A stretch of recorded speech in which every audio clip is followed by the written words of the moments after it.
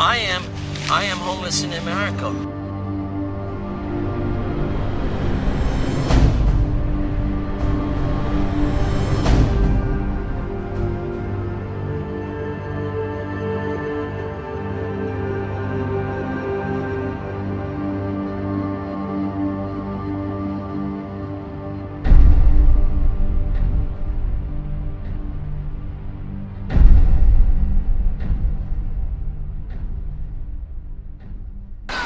You know, we're like, what about the people that don't have anything?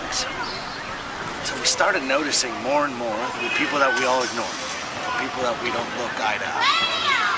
And it's, you know, a lot of homeless people out there, man. We sat down to talk to some of them, and I realized that some of these people are like the most graceful and sensitive people I've ever come in contact with. And we tried to help. We just didn't know how to. I want to feel like I'm really doing something. I'm making a difference, and that people that I'm giving my time to appreciate it. And I feel it. So hopefully we get an opportunity to do something really good. We went on a quest to find out what was being done to help these people, and what needed to be done, even if it meant helping one person at a time. First, we decided to find and talk to people that were already active in helping, such as once homeless millionaire and philanthropist John Paul DeJoria, whose motto is, "Success unshared is failure." We could help America and we could help the world eliminate homelessness. We can do it. One example is in the Appalachian Mountains. You have a lot of people that are homeless living in homes, but actually almost homeless. They're in their home with their family, can barely hang on, don't have enough to eat, have $5 in their pocket, 1 week before they get any money, and 4 children. Can we help them? You better believe it. We started a program a little over a year ago called Grow Appalachia, where we provide for them the equipment, the seeds, the irrigation, and the know-how. We work with Berea College and Mr. David Cook there to show them how to be self-sufficient. Within a period of 1 year, those first 100 gardens we planted, again, some were for 50 families, some were for one family in the middle of nowhere, 2,700 people ate vegetables. I went to visit them, and many of them not only ate vegetables they had grown, canned them for the winter months so they'd have all their vegetables, and then shared some with those neighbors that were also very, very hungry. Now some of them are getting into agriculture to sell it to the local stores. We the people can make a difference. Ex-Baywatch actress and writer Tay Collins has dedicated over 20 years to homeless children, hosting camps for them and taking them to bowl games. Her motto is more than touching. Every child deserves a chance. Her hard work and dedication to give these children a chance and to prepare them for a better life is exemplary. I was working in this shelter 22 years ago, and I was writing for the television series Baywatch. And the executive producer and creator of Baywatch came up with this idea to have a camp where we teach kids to swim. And so I'm like, I'll do the foundation if you let me use the kids I work with and kids that really need it. So he's like, okay. So that began Camp Baywatch, which is now a Chance for Children Foundation. And we do after-school programs here in the homeless shelter and all around LA in the 4 worst gang areas. We're in rec and park centers, we're in schools doing after-school programs. We have all kinds of sports leagues. And then we try to do programs from kindergarten through college to keep the kids off the streets, to give them something to do, productive, to help them set goals, to dream. And we try to do a lot of activities where we actually take them out of their neighborhoods to expose them to other worlds, to other things. Our end result is we promise the kids if you choose to go to college and go to college, that will pay for that as well. So we have a college scholarship program. And so it's really great. We have several kids now who we started with when they were 9, 10 years old, who are in college. Some have graduated, some are, have gotten their master's in law school, and it's really been amazing. The People in Progress Center provides a loving place for people that have reached the last stop. People that have lost everything except their souls. The People in Progress Center states, the greatness of any city can be judged by the way it treats its weakest members. To be aware of places like like our facility where people can go to get a second opportunity, so they know that like you don't have to just, it's one thing to help, but it's another thing to take the entire burden on yourself. But if you're honestly out there helping, if you know where there's a place where a person can seek help, helping them transition there can be the best thing you can do. But if an individual, rather than giving that person $1, can give them some information towards some help for an agency, even if that person doesn't take that information and use it immediately, they may later. If you give that person $1, you might kill them. But if you give that person a card with some hope on it, it could possibly save his or her life. And there was a particular gentleman that was living in this little, a tent, basically a box.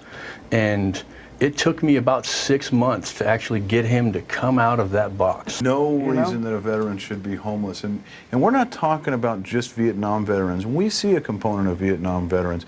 We also see a much, much, much larger, the majority of the veterans that we have in our programs are what they call OEF and OIF veterans. Operation Enduring Freedom, Operation Iraqi Freedom. Yes. Right? These are, 25 to 35, 40 years old. Some younger than that. And some younger than that. Wow. Coming back with post-traumatic stress disorder is the #1, and trying to medicate that with some sort of a substance, trying to turn that off and trying to do something about it. And they will get into a cycle of drug dependency as self-medication to deal with those issues. And eventually life begins to spiral downhill, and that's how they become homeless to begin with. We talked to Fred, once judge and veteran, that had ended up on the streets. Okay, my name is Fred Parks. I'm the Veterans Coordinator here at People in Progress. I was a criminal trial lawyer and did a little bit of business law. I was an arbitrator for the American Arbitration Association. I became, like a lot of people do, had a lot of wreckage in my life. I went from being a millionaire to having nothing. Unimaginable, from criminal trial court judge to homeless on the street. There's a major catastrophe going on. Americans and the American government is one of the first to be there, to lend a helping hand. But why do we forget that we have boys coming home and women coming home that put their lives on the line, and many of them died, so that we can maintain our way of life, and they come back, and the benefits we have for them for risking their lives for, let's call it our way of life, whether it's right or wrong, it makes no difference. They risk their lives for what we thought was a good reason to risk their lives. They come back and they're not taken care of properly. Those veterans need to have more attention. So other than doing things internationally, we want to do things more nationally. Some of the challenges that we face today are getting additional funding to fund things like maintenance and operations and capital improvements and capacity building. In other words, expanding our services as the need continues to grow. My role as the executive director is to continue to look for those opportunities, both through grant funding sources as well as additional contract provision sources, as well as opportunities for fundraising and to fill in the gaps, particularly in terms of our core operating expenses. It's equally as rewarding as Adam mentioned to be, even in an administrative position, getting to come to work, knowing that you're making a difference in so many people's lives that need help. As I said, we've been doing this for 37 years, and we've helped people transition their lives from homelessness all the way through to permanent housing. Foundations are very difficult to keep financially afloat. We've had highs and lows because, first of all, when we were affiliated with Baywatch, lots more money came in. And since we took Baywatch off the name and became a Chance for Children, we've had very difficult years, times when I thought we were going to shut down.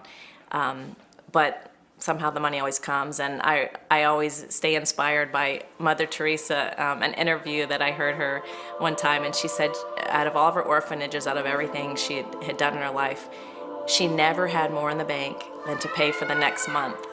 But she said she just always trusted, and it always came.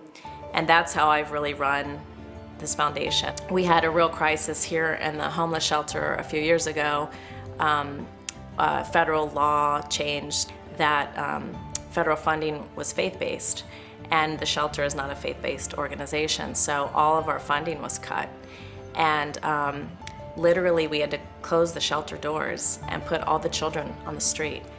So for 3 months, we worked really hard to get grants from the state of California which we received, and we did open our doors before Christmas. So we closed in September and reopened literally 2 days before Christmas. So the kids got to be in a home, in a shelter for Christmas and back off the street. If 50% of our nation, just 50%, that's got about 150 million people, okay, adults and kids.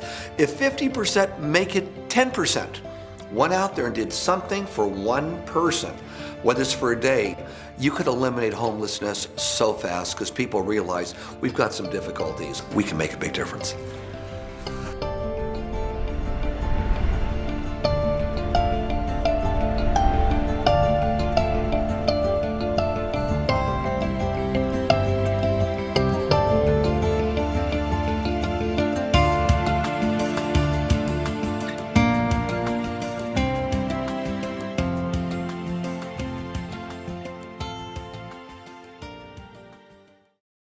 Go back to watch that video, so I want you to absorb a little more.